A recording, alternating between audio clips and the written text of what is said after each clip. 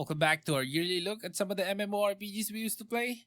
This time, we're taking a look at Flyff Universe. And we're gonna do an overview, answer some of the questions you might have like, is it worth it? Has anything changed since the last time we played the game? Has it been updated? And more importantly, do people still play the game? Join me in this journey as we play the game from the beginning, show you guys the city hub, and go through some of its contents. Flyff Universe is a free-to-play, cross-platform MMORPG. And with that said, let's do this!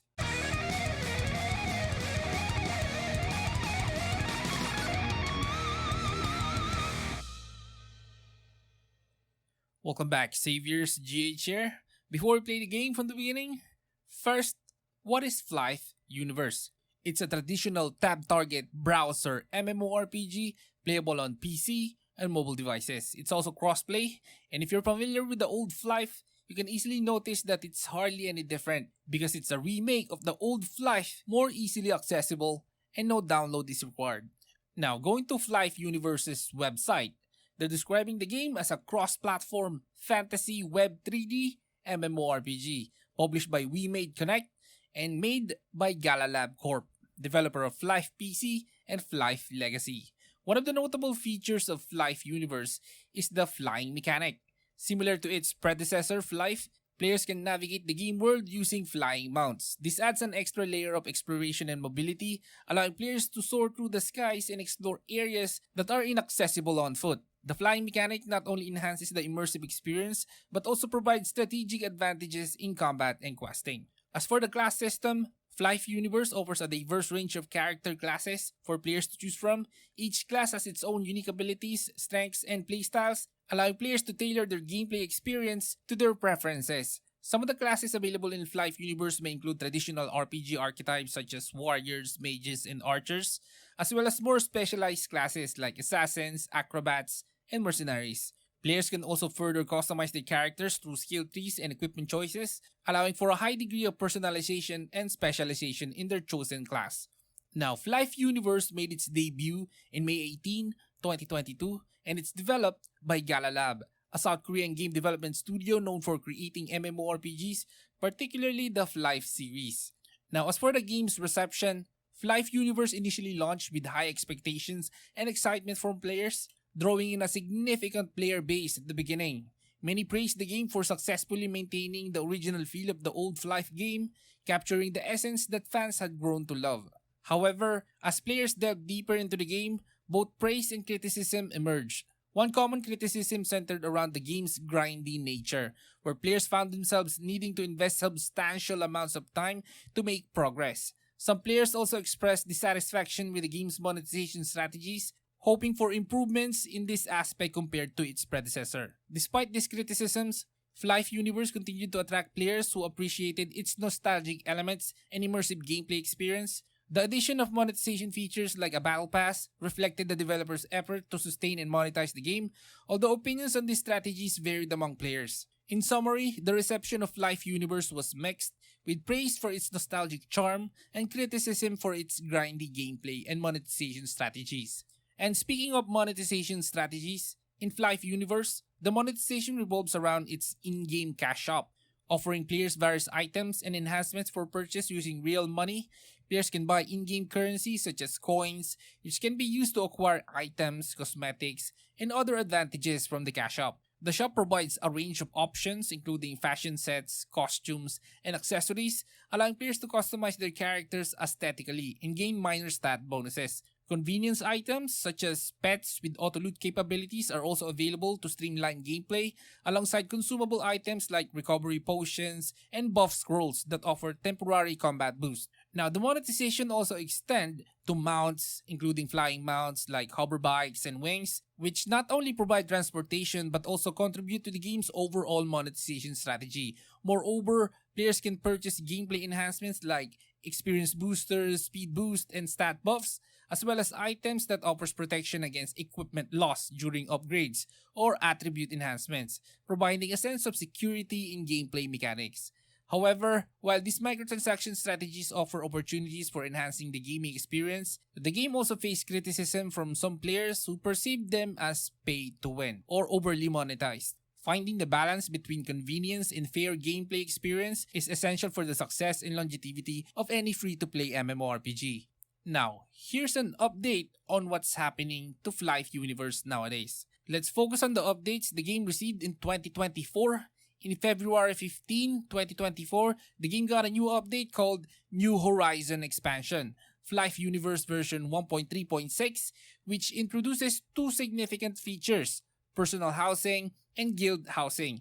Personal housing allows players to purchase various decorations and props to customize their own houses. Meanwhile, the guild housing resemble guild ships with limited availability and a PvPvE aspect. Bidding in artifact battles determine ownership, with rewards distributed based on performance.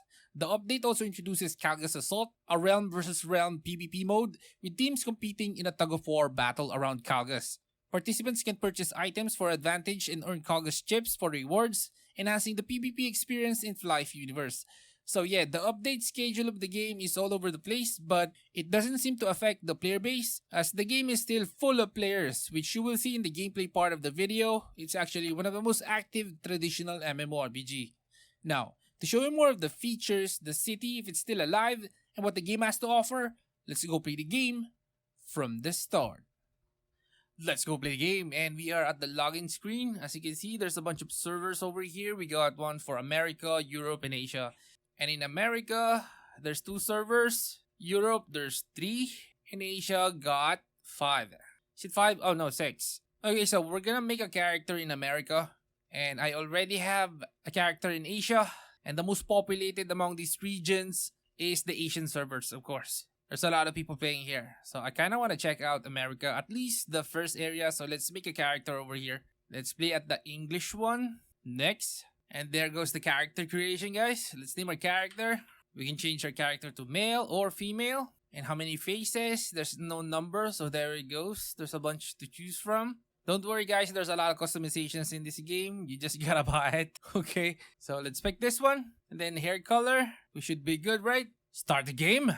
Ooh, the game is telling me, am I a robot? Probably. And we are in the game. What is this? Welcome to the world of life. And as you can see, the first area in the American server is jam-packed. Wow. We're not really gonna linger too long here at the beginning, because you guys know, most of you know what this is all about. But I'm gonna show you guys a little bit of combat for the newer viewers, so we can show it to them. And as you can see, the first area is jam-packed. There's a lot of people over here. There's a lot more over there. And there's a lot more people probably over there. It's just the draw distance in this game is very short. It's probably just over here before the other character shows up. So how about, let's close in. As you can see, look at this. You can multi-client in this game, guys. So basically, you can create your tank, your DPS, and your healer. I used to do that way back in ancient times. I think that was 2006. For those of you who doesn't know, this is a remake, or you can say a remaster of the original Flyff. Most of the players are here now because it's easier to play here. There's no install. We just play the game.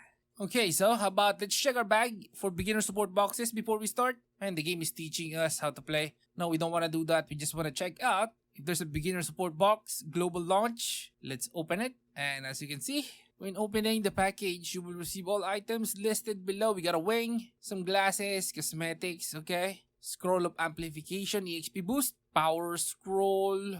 Okay, it increases your attack, HP, and all those good stuff. And some potions that also increases your stats. Is that it? Okay, so the game is gonna give us cosmetics, an EXP boost, and potions. Should we open it? Okay, let's open it. There it goes. As you can see, there goes the wings. It's not exactly a beginner support box. It's more of just a gift from the game. I guess the buffs are gonna help you, especially this power scroll. This is gonna help you hunt down monsters much more easier, but it's just 1 hour. This game is very grindy, guys, by the way, just in case I haven't mentioned it in the overview. This is super grindy. So if you don't like grindy games, you might wanna, click away. Okay, so how about, let's go outside. Man, the game wants me to do the tutorial. I just want to show you guys a little bit of the combat, and then I'm gonna transfer to my other account at the Asian server so I can show you guys Saint Morning and the other town. I think it's Dracon. No, Darken. Yeah.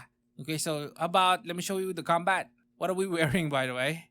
There it goes.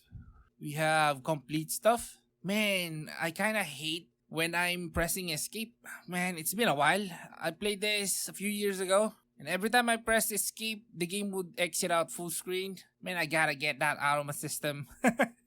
Because I'm used to when I'm pressing escape, usually the bag would close, everything, the menus will close. But in this game, it would exit out of the full screen. Okay, anyway, combat guys. As you can see, this game is tab target. This is a traditional MMO with traditional combat tab target. So let's attack this enemy. Oh, where's the attack button? No, how about let's just double click the enemy to hunt it down. And as you can see,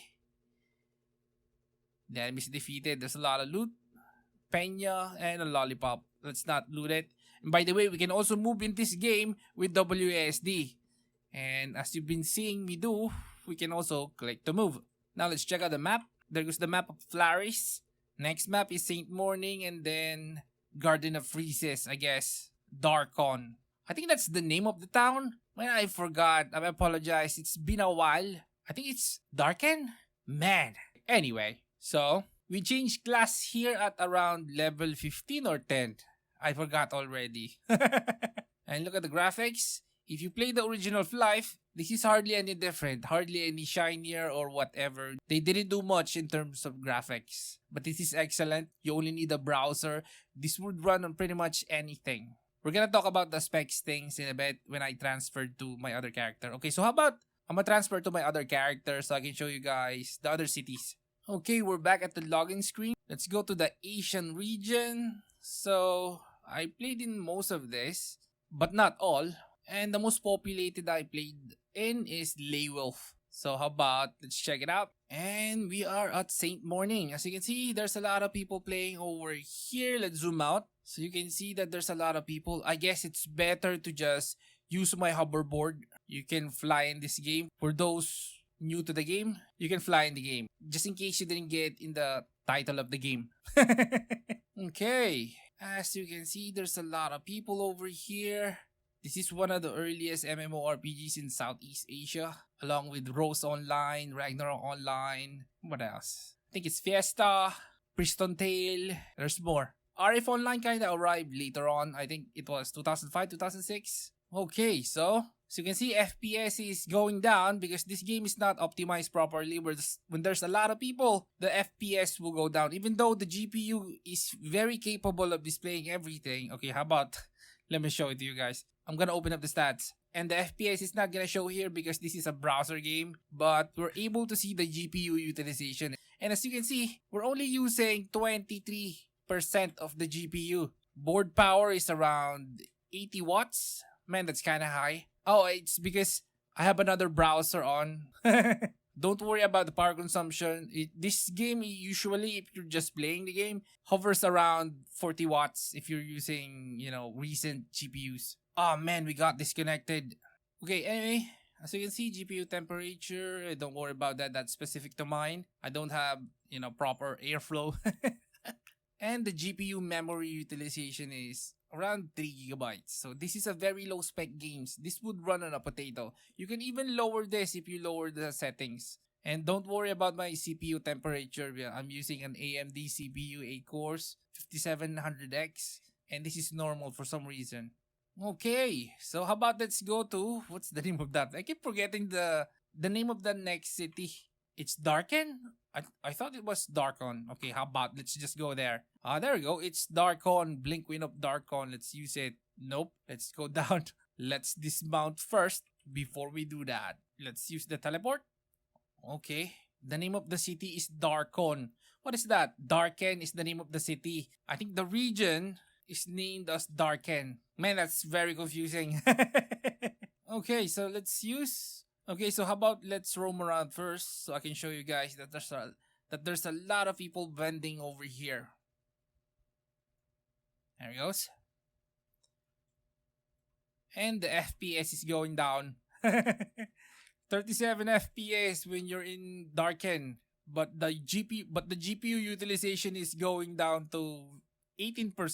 It's gonna increase once we mount up on our hoverboard. Okay, so let's mount up. Man, I keep pressing escape.